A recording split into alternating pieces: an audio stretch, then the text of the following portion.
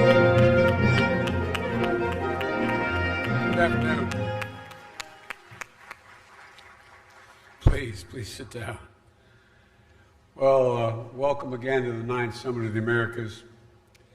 A lot of hard work has gone into this summit and a lot of strong and constructive diplomacy so far, I believe. We brought together diverse voices and stakeholders and development and ambition agenda for action to address the issues that matter most to the future of our region. And they're not all the same concerns in one sense, and in another sense, they're all incredibly intertwined. I'm incredibly honored to be hosting all of you here in Los Angeles. My administration and the proposals that we're eager to discuss with you, we want to begin to talk about today. Proposals that I think are a far cry from what we saw from a previous American administration. But equally important, we, the Vice President, we want to listen, hear all of you, what you think we should be doing. In the next few days, we have an opportunity to find ways we can do better for all of our people by working together. And I emphasize together. That's what our people expect of us. And it's our duty to show them the power of democracies to deliver when democracies work together. The United States stands ready to work in partnership with all of you, governments, institutions, civil societies, young leaders of tomorrow. And I invite my fellow heads of state and heads of government of the Americas to join me in adopting concrete hemispheric commitments that are going to advance our efforts to build a more sustainable, resilient, and equitable future. With our action plan on health and resilience, we're going to help our region recover from COVID-19 while strengthening health systems and improving our ability to respond to future health emergencies by investing in health workers. The new America's Health Corps will train 500,000 public health and medical professionals in the region over the next 5 years. The United States is going to fund this together with the Pan American Health Organization.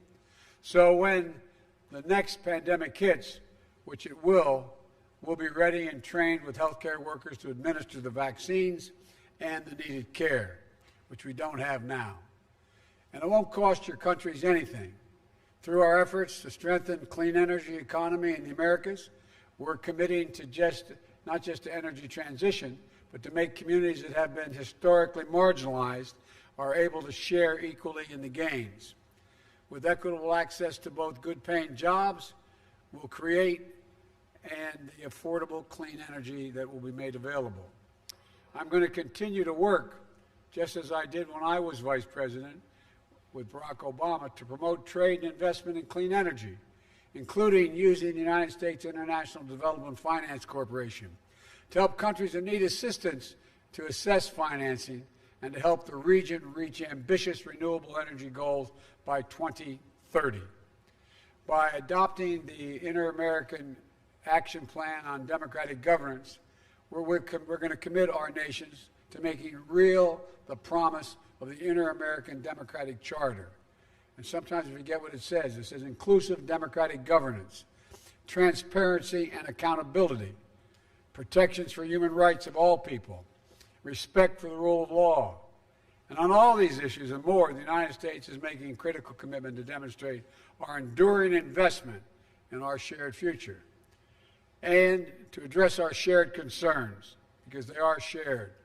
Last night, I announced the America's Partnership Economic Prosperity Plan to drive equitable economic recovery and invest in working families throughout the hemisphere.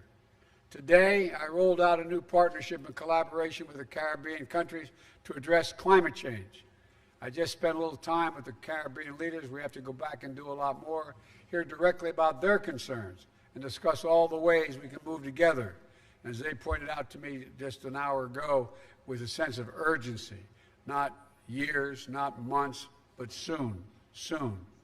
We're making good on our commitment to vaccinate the Americas against COVID-19, giving more than 65 million doses that we've already donated to the region.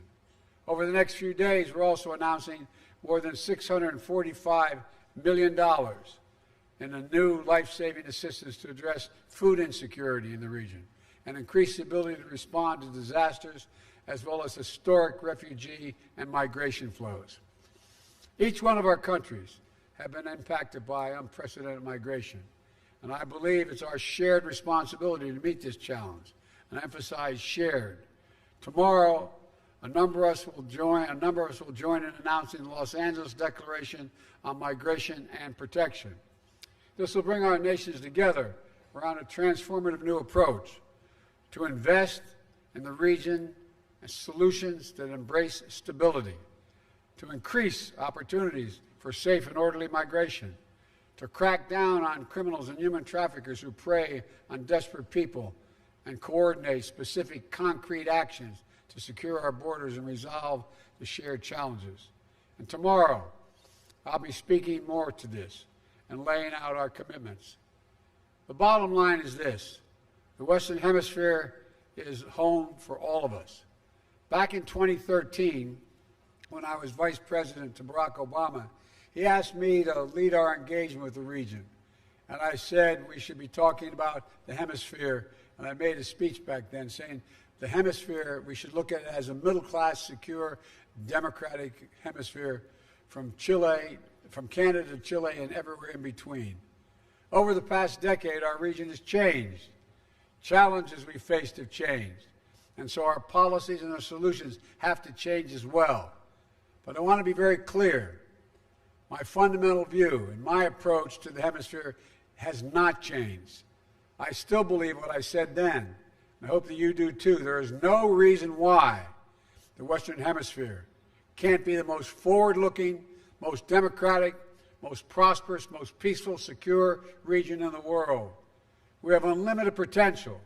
We have enormous resources and democratic spirit that stands for freedom and opportunity for everybody. And no matter what else is happening in the world, the Americas will always be the priority for the United States of America. So thank you again for being part of the summit. We have a busy few days and incredible opportunities ahead of us.